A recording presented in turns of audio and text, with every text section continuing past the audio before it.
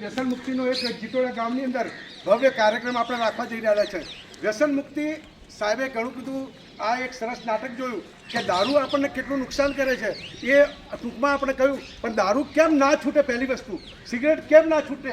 બરાબર, વ્યસન કેમ ના છૂટે? તો એક વસ્તુ તમને કહી દઉં કે આપણે જો નાનું બાળક હોય 5 વર્ષનું 3 વર્ષનું, તો જો એ ધાવણ છોડાવી શકતું હોય તો દારૂ છૂટી શકે, વ્યસન છૂટી શકે. પછી બીજી વસ્તુ, જો આપણી દીકરી 20-25 વર્ષથી આપણે આપણા ઘરે રાખતા હોય અને અચાનક એ એરિયા આપણે પરણાવીએ અને જો સાસરે જતી હોય, તો જો આપણી દીકરી વગર ચાલતું હોય તો સાહેબ તો પણ આપણે એ વ્યસન છોડાવી શકીએ. ત્રીજી વસ્તુ તમને કહી દઉં કે આપણો નાનો ભાઈ નાની ઉંમરનો કે નાનો છોકરો અકસ્માતમાં ગુજરી ગયો હોય 20-25 વર્ષનો, જો એ છોકરા વગર ચાલતું હોય તો વ્યસન વગર કેમ ના ચાલી શકાય? ચાલી શકે. તો માટે મારા બધા દરેક જીટોડા ગામના ભાઈઓ બહેનોને નમ્ર વિનંતી કે તમારા ઘરમાં વ્યસન હોય તો છોડાવવાનો પૂરેપૂરો પ્રયત્ન કરજો. અને બીજી વસ્તુ, દીકરીઓને ખાસ કહેવાનું કે પપ્પા તમે જો વ્યસન કરશો, દારૂ પીશો, તમાકુ ખાશો, બીડી પીશો, તો લો દરરોજ તમે બીડી પીવો છો ને, આજે હું પણ મારી કોલેજમાં જઈને 2 ફૂંક મારું, કયો બાપ એની બીડી પીવા દેશે? તો આવી તમારી ઇમોશનલ વાત કરે. પપ્પા તમે બીડી પીશો, તમાકુ ખાશો,